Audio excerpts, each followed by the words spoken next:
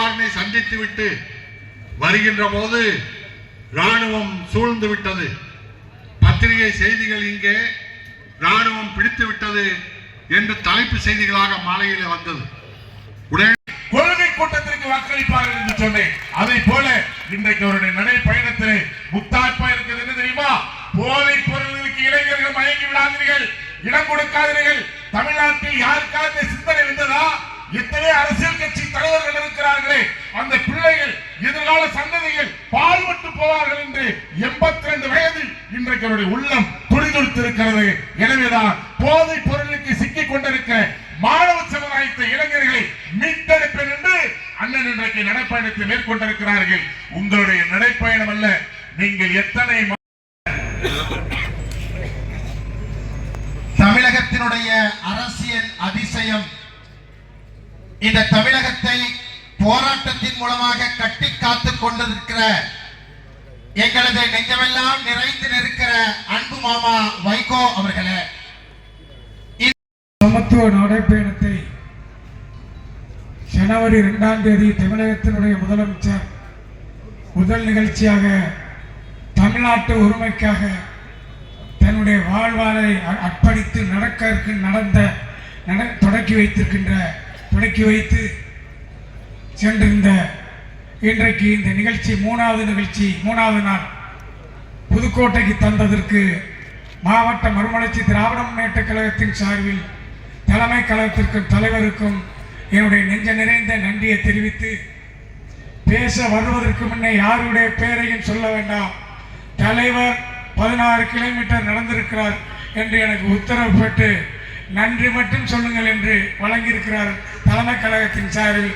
அவர்களுக்கும் நன்றி சொல்லி, இந்த நிகழ்ச்சி வெற்றி பெற பாடுபட்ட திராவிமலை மறுமலர்ச்சி திராவிட முன்னேற்ற கழகத்துடைய நிர்வாகிகளுக்கும், எனக்கு உறுதுணையாக இருந்து ஒத்துழைத்த திராவிட முன்னேற்ற கழகத்துடைய ஒன்றிய கழகத்துடைய சில செயலாளர்களுக்கும் என்னுடைய நெஞ்ச நிறைந்த நன்றியை இந்த நேரத்திலே மாவட்ட கழகத்தின் சார்பில் தெரிவித்து, பேரறிஞர் அண்ணாவை நான் பார்த்ததில்லை, தந்தை பெரியாரை பார்த்ததில்லை, நான் பார்த்த தலைவர் எல்லாம் ஒரே ஒரு தலைவர் வைகோவில் தான் என்பதை சொல்லி, அந்த அண்ணாவின் வழியில், அந்த பெரியாரின் வழியில் கொள்கை மாறாமல், லட்சியம் மாறாமல் அந்த அண்ணாவின் பாதையிலே இன்னைக்கு நடைபெற்றுக் கொண்டிருக்கிறார். 11வது நடப்பயணம். நான் வரலாறு சொல்லவில்லை, வரலாறு சொல்றதற்கு அவர் இருக்கிறார், இங்க பேச நிறைய பேர் இருக்கிறார்கள். பேரறிஞர் அண்ணா செப்டம்பர் 15, தந்தை பெரியார் செப்டம்பர் 17, நம்முடைய இனமான தலைவர் வைகோ செப்டம்பர் 22. இது மட்டும் போதும், அந்த கொள்கையிலே மாறாத தலைவர் என்பதற்கு இது போதும் என்பதை சொல்லி எங்களுக்கு தந்ததை மீண்டும் ஒருமுறை நன்றி சொல்லி, இன்னும் எத்தனை கூட்டத்தை தந்தாலும் சிறப்பாக நடத்துவதற்கு தயாராக இருக்கிறோம். உங்கள் கால் பாதங்களை தொட்டு உங்களோடு பயணிப்போம். உங்களுக்கு என்றைக்கும் புதுக்கோட்டை மாவட்டம் மறுமலர்ச்சி திமுக அழுத்தமாக வழிநடக்கும், உறுதியாக இருக்கும். உங்களுடைய கொள்கைகளை, லட்சியங்களை எடுத்து செல்லும் என்பதை அழுத்தமாக சொல்லி, வாழ்வரை வைகோ, உயிர் இருக்கவரை வைகோ, நான் மட்டும் இல்லை, என் குடும்பம் அத்தனை பேரும் உங்களுக்காக இருப்பார் என்பதை சொல்லி நன்றி சொல்லி விடைபெறுகிறேன். நன்றி, வணக்கம்.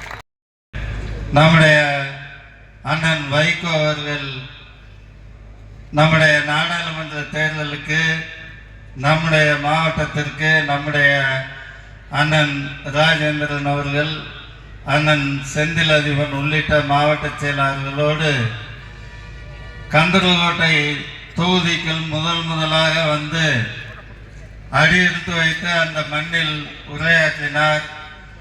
அதற்கு பின்னால் புதுக்கோட்டையில் மிக பெரும்பாலான கூட்டத்தில் நீண்ட நாட்களுக்கு பின்னால் உரையாற்றினார். இன்றைய தினம் அவரை வாழ்த்துவதற்கு நாங்கள் உரையாற்றுகின்ற அந்த வாய்ப்பு, இந்த விராலிமலை சட்டமன்ற தொகுதியில் மட்டும் அவர் உரையாற்றவில்லை என்ற ஏக்கத்தை போக்கும் வகையில், அது மட்டுமல்ல, இந்த சட்டமன்ற தொகுதி 3 தடவையாக ஒருவர் விலைக்கு வாங்கி கொண்டுள்ளார். அவருக்கு முற்றுப்புள்ளி வைக்கும் வகையில் இந்த நடைபயணம் இந்த மண்ணில் நடைபெற்றுக் கொண்டுள்ளது.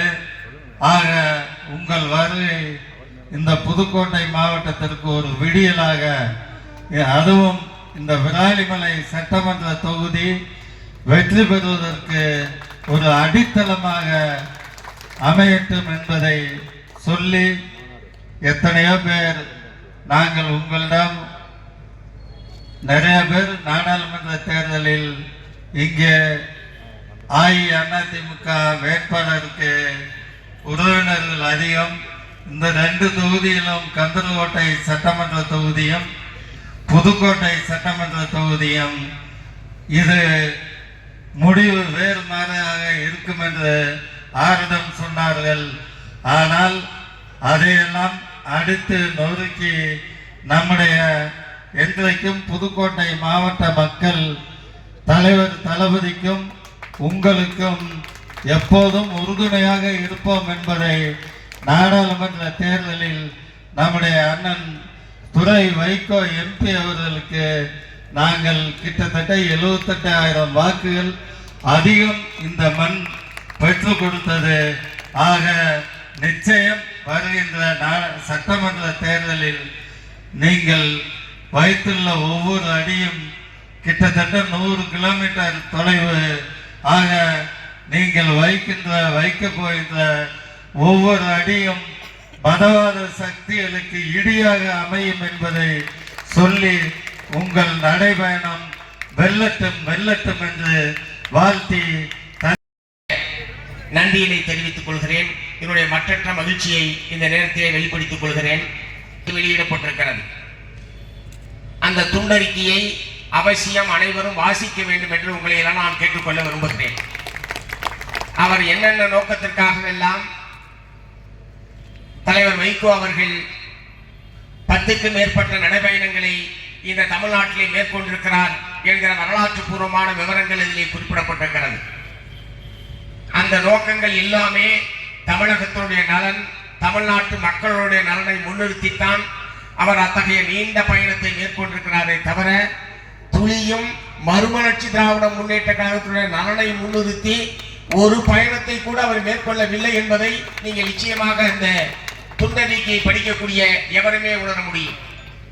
இப்போது 11வது நடைபயணம் என்று இப்போது அவர் மேற்கொண்டிருக்கின்ற நடைபயணத்தினுடைய நோக்கமாக போதைப் பொருள், கஞ்சா, அபின் பழக்கத்தில் இருந்து இளைய தலைமுறையை மீட்கவும் விழிப்புணர்வு ஏற்படுத்தவும் சாதி சமய நல்லிணக்கம் தலைத்து ஓங்க வேண்டியும் இந்துத்துவ சனாதன சக்திகளை வீழ்த்திட திராவிட இயக்க ஆட்சி தொடர பரப்புரை மேற்கொள்ளவும் என்கிற 3 முக்கியமான முழக்கங்களை